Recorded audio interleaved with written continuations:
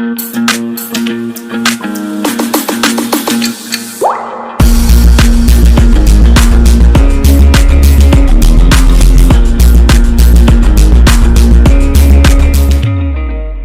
With Shams पर आपका स्वागत है।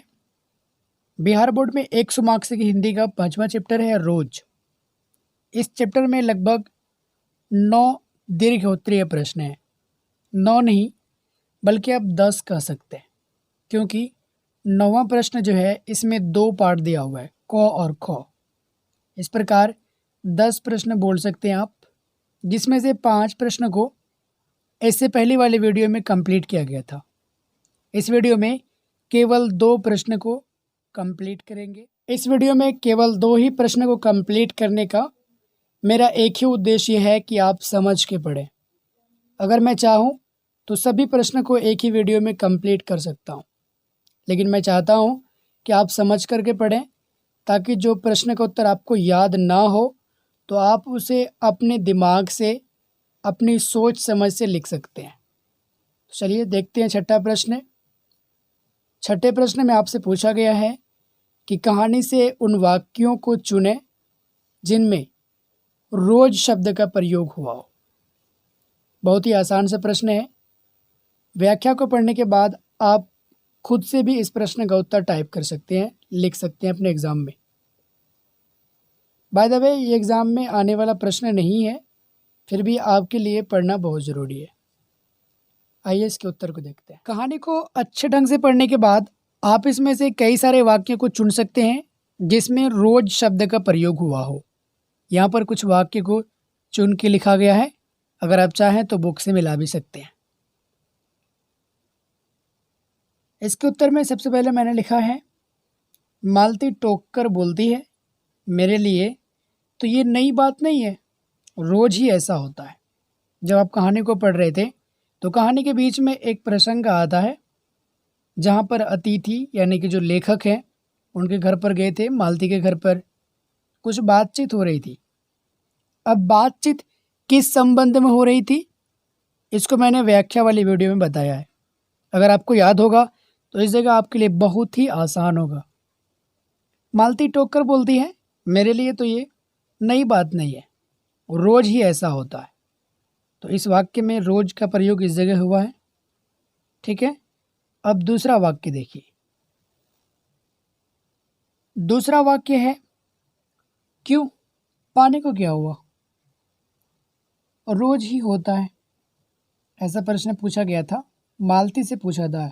कौन पूछा था ये प्रश्न, आपको अच्छी तरीके से याद होगा। क्यों, पानी को क्या हुआ, तो मालती ने जवाब में कही थी, रोज ही होता है। तो यहाँ भी रोज का प्रयोग हुआ है। इसी तरह तीसरा वाक्य है, मैं रोज ऐसी बातें सुनती हूँ। ये भी एक वाक्य है जिसमें रोज शब्द का प्रयोग हुआ है। और चौथा है, मालती का जीवन अपनी रोज की नियत गति से बहा जा रहा था। तो ये चारों वाक्य में देखें तो कहीं न कहीं रोज शब्द का प्रयोग हुआ है। प्रश्न में वही पूछा गया था कि कहानी से उन वाक्यों को चुनें जिनमें रोज शब्द का प्रयोग हुआ हो। तो यहाँ पर 4 वाक्य को चुन करके लिख दिया गया है। अगर आप पूरे चैप्टर को पढ़ेंगे और भी ज़्यादा मिल सकता है आपको कहीं, तो इसमें ऐड भी कर सकते हैं, आप जोड़ भी सकते हैं। लेकिन अगर आप इतना भी लिख दीजिएगा तो आपको मार्क्स मिल जाएंगे। ओके, अगले प्रश्न को देखिए।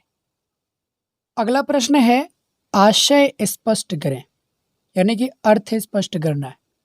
प्रश्न दिया हुआ है कि मुझे ऐसा लग रहा था कि इस घर पर जो छाया घिरी हुई है वो अज्ञात रहकर भी मानो मुझे वश में कर रही है। मैं भी वैसा ही नीरस निर्जीव सा हो रहा हूँ, जैसे जैसे ये घर, जैसे मालती। ये यहाँ से यहाँ तक पूरा प्रश्न है। आपको इसका आशय स्पष्ट करना है कि लेखक कहना क्या चाह रहे हैं। ओके, आइए इसके उत्तर को देखते हैं। लेखक तो मालती के घर पर कई वर्षों के बाद, और वो भी कुछ समय के लिए आया है। मगर लेखक को लगता है कि उस घर पर कोई काली छाया मंडरा रही है। उसे अनुभव होता है कि इस घर पर जो काली छाया घिरी है वो अज्ञात रहकर भी मानो मुझे वश में कर रही है। ठीक है। आगे लेखक कहते हैं कि मैं भी वैसा ही नीरस निर्जीव सा हो रहा हूँ जैसे कि उनका घर है, यानी कि मालती का घर है और जैसे मालती है।